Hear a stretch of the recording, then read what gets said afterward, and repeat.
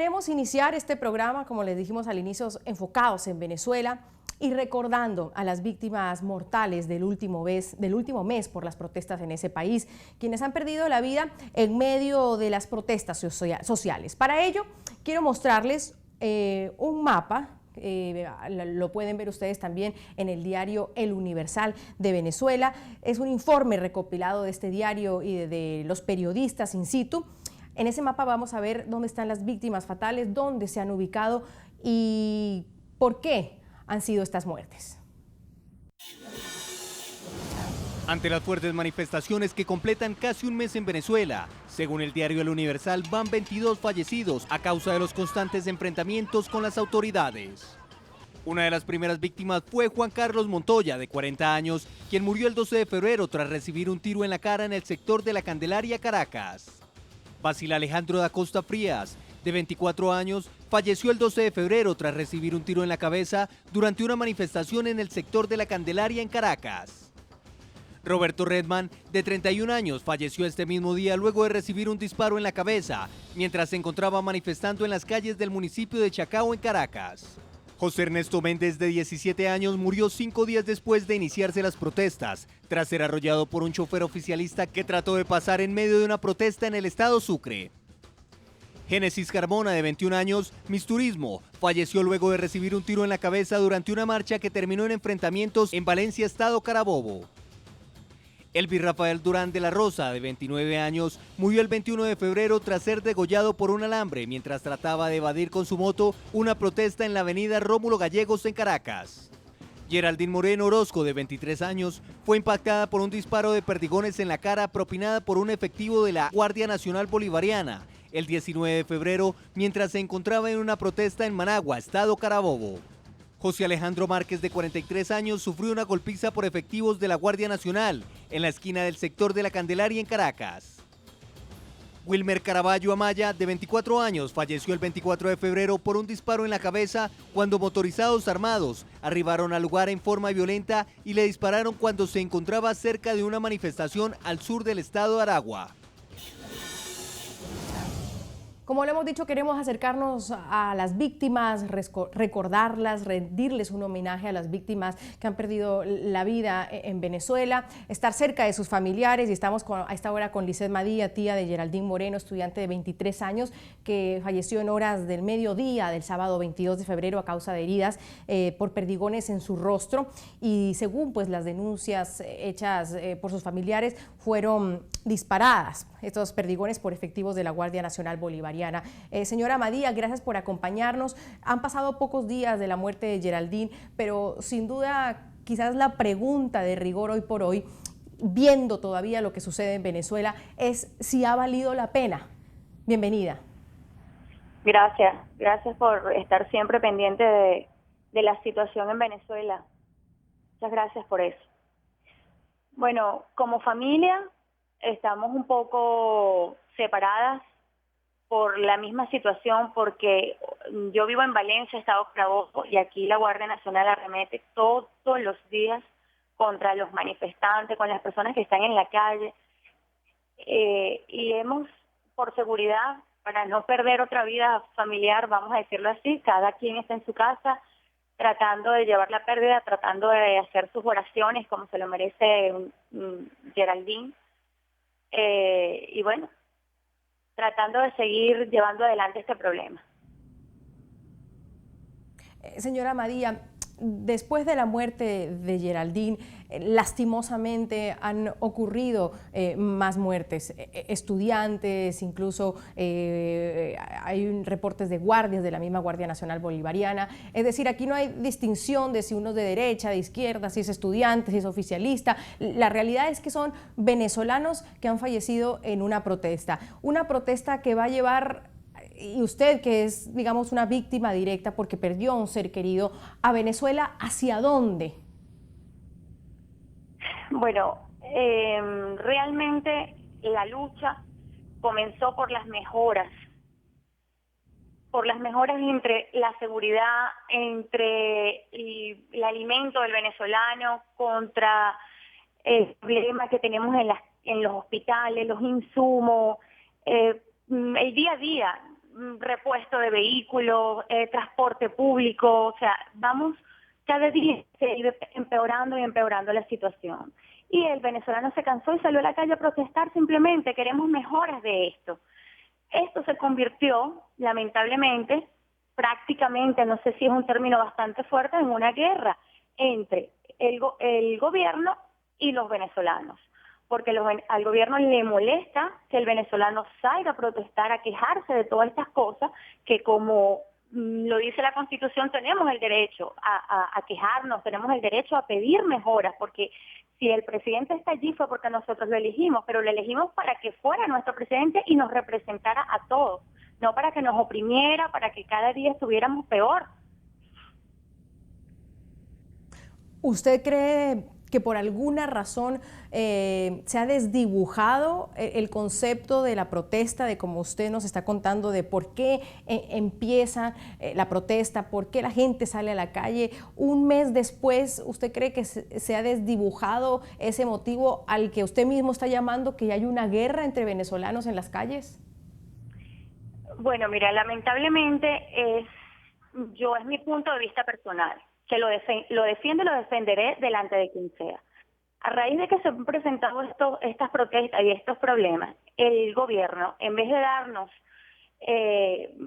la famosa diálogo de paz que ellos llaman todos los días, que salen en televisión todos los días a hablar de diálogo de paz, y por el otro lado salen los dirigentes, que no es el presidente, pero sí los gobernadores, sí los generales o los capitanes de brigada, etcétera, salen con el discurso de que hay que aplastar a todos, de que todo lo que esté prendido hay que apagarlo, que todo el que esté en la calle tiene que volver para sus casas o muertos, o sea, todo ese tipo de comentarios, de todas esas cosas que dicen, que llegan a los oídos del venezolano. ¿Qué crees tú cómo puede actuar un venezolano cuando escucha de otro paisano que se dirijan hacia ellos de esa manera? El discurso del presidente en la televisión, que somos unos fascistas, que lo que queremos es acabar con la paz de Venezuela, que lo que queremos es, no sé, quitarles el futuro, no sé qué futuro al venezolano. Entonces, todas esas cosas la gente se va alimentando de una rabia inculcada precisamente por el discurso de ellos en la televisión. Inclusive, después de las víctimas, nosotros enterrando a nuestros muertos y él bailando joropo delante de la televisión. El hecho de ahora que una tarjeta para que el pueblo no tenga que pasar hambre, que sea administrada la comida, entonces con esa tarjeta vamos a resolver el problema de la escasez. O por ejemplo, habla de un aumento de la gasolina, habla de que corren cuentos de un adoctrinamiento de los muchachos en los colegios. El hecho de que haya estado aquí el presidente de Cuba y que él le haya puesto al presidente de Cuba el emblema más importante que tiene el presidente, que es la cinta del presidente, a otro presidente, como que Venezuela es tuya. Todo eso el venezolano le molesta, porque no es así. Venezolano es de nosotros, de todos los venezolanos, no es de él nada más, que él haga y que haga con Venezuela lo que quiera. Brevemente, señora Madía, ¿qué le dice usted al resto de familiares que han perdido hoy por hoy a alguien en la calle? Bueno, mira, yo lo que puedo decir sinceramente es que no tengan miedo, que pierdan el miedo, porque con miedo no tenemos futuro. Las personas en el Táchira, en San Cristóbal, han perdido más que la vida. Han perdido casas, han perdido cualquier cantidad, ya hasta les han cortado el teléfono, les han cortado el suministro de comida, y la gente sigue luchando porque si nosotros, no sé, paramos esta lucha, no sé qué nos espera mañana. Si permitimos todo esto, no sé qué nos espera mañana. Por lo tanto, ese es mi legado, o sea, siempre se los digo a las personas que están a mi alrededor, no me voy a cansar de luchar, no lo voy a hacer, ni yo, ni quiero, o no es que no quiera, es que aconsejo a mis amigos, a mis venezolanos que no tengan miedo. Lizeth Madía, tía de Geraldine Moreno, la estudiante de 23 años, falleció en horas del mediodía el sábado 22 de febrero. Todos la recordamos a ella, recordamos a su madre, que también ha estado presente varias veces aquí en NTN 24, y hoy le agradecemos a Lizeth por su tiempo. Muy amable, Lizeth, gracias, siempre acompañándola. Gracias a ustedes por estar pendientes. Y toda esta violencia se produce en medio de fuertes protestas en contra del gobierno de Nicolás Maduro, ya lo hablábamos en contexto, a lo largo del mes, pero hay que mencionar que no solo son los estudiantes los que han salido a las calles a manifestar su inconformidad, también hay otros sectores y gremios que han protestado chocando en contra de las fuerzas del Estado, que según esas denuncias han usado pues excesivamente la fuerza en las calles. La más reciente fue la protagonizada por los médicos justamente en su día. A casi un mes del inicio de las protestas, la violencia, el bloqueo de calles y las denuncias de la brutal represión de las autoridades en contra de los manifestantes siguen ensombreciendo a Venezuela. Los estudiantes no son los únicos que protestan en contra del gobierno de Nicolás Maduro. Los médicos también se sumaron a las manifestaciones en Venezuela para denunciar el precario estado del sistema de salud en la nación. Los médicos estamos trabajando con las uñas, sin recursos. El 95% de los hospitales apenas tienen el 5% de insumos y el otro porcentaje, el 5% de los hospitales, quizás el 10 o 15%. Eso quiere decir que estamos en lookout, es decir, cierre automático de los hospitales. Hoy el sistema de salud venezolano no es gratuito. ¿Y por qué no es gratuito? Porque cuando un paciente va a una emergencia en un hospital tiene que salir a la farmacia a comprar estas medicinas, que además por culpa del desabastecimiento y todo el problema del control cambiario tampoco hay medicina en las farmacias. Estoy pidiendo que Maduro nos atienda el miércoles, que en cadena nacional podamos mostrar la lista de espera. Nombre, cédula y venezolano que está esperando por ser operado, que está en su casa, que se muere en su casa. Hermano, entiendan que esto es un tema que no es político, es la vida, son los pacientes, son batas blancas, es la salud. Estas peticiones no son nuevas, debido a que a finales del 2013 el presidente de la Federación Médica Venezolana pidió una declaración de emergencia sanitaria a causa de la difícil situación del sector en Venezuela. Ante las manifestaciones de médicos en Caracas, una contramarcha de estudiantes y trabajadores de la salud fue convocada por el oficialismo, que tuvo su punto de encuentro en la Plaza de Miraflores, en el centro de Caracas, donde fueron recibidos por el presidente Nicolás Maduro, quien destacó la ayuda que su gobierno le brinda al sector. Nosotros hemos logrado articular la misión Barrio Adentro, que atiende a millones de venezolanos todos los años, los CDI, los CAT y todo el sistema de desarrollo. La manifestación de los trabajadores de la salud no ha sido la única que se ha presentado en la nación suramericana. Los estudiantes fueron quienes el 12 de febrero iniciaron la ola de protestas en la nación.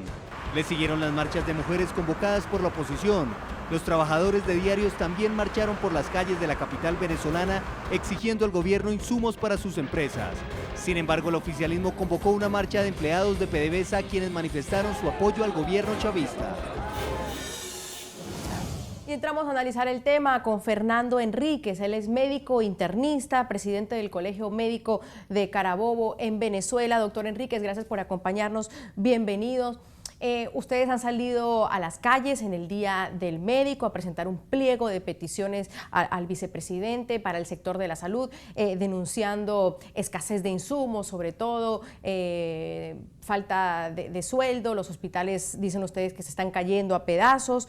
¿Cuál es la situación actual del estado de la salud en Venezuela? Bienvenido. Bueno, muchísimas gracias y aprovecho la oportunidad para informarte de manera muy clara la situación. En el día de ayer se celebraba también el Día del Médico, pero más que una celebración es una conmemoración, porque realmente nos encontramos de duelo por toda la situación que estamos viviendo día a día en nuestro país. Los médicos y todo el personal de salud, enfermeras, enfermeros, bioanalistas, odontólogos, todos participaron, incluyendo a los pacientes, quienes de manera diaria tienen problemas para conseguir sus medicinas, para ser operados. Y esto básicamente te voy a dar la visión médica de un problema que es netamente económico. Y te planteo que es económico porque si somos un país petrolero, y en promedio nuestro barril está a $100 por barril, todas las cosas que consumimos y que utilizamos son importadas. Y el gobierno es quien administra los dólares de la nación. Yo como médico no compro material, lo compran los proveedores de repuestos, y los repuestos sirven para mantener los equipos médicos que utilizamos. Los proveedores son los que compran los alimentos, los que compran los equipos y compran el material médico quirúrgico.